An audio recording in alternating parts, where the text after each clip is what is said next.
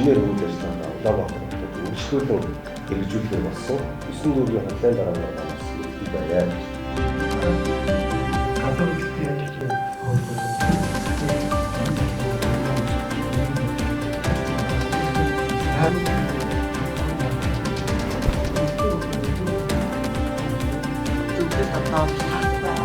За энэ үерийн хариу арга хэмжээ эслийг бууруулах маш олон ажлуудыг бол хийсэн. Миний мэргэжлийн баримжаагаар бол зөрөөд байна. Цаашдаа үйл ажиллагааг илүү идэвхжүүлэх эхлэлийн үгээс тавьж өгөө гэж харсан. Мэргэжлийн одоо гамшиг эрхлэлийг бууруулах зөвлөл маань улсын хэмжээнд одоо үйл ажиллагааг онлайн ажилладаг.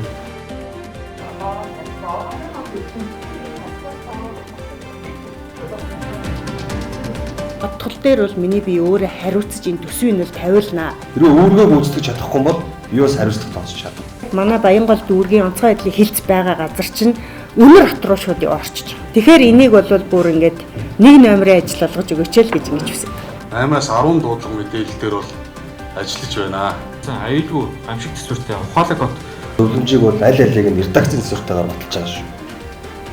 Санал үзүүлээ. Одоогийн саналаар гамшиг эслийг бууруулах нийслэлийн зөвлөлийн 2025 оны үйл ажиллагааны төлөвлөгөөний төсөл албан ёсоор батлагдлаа.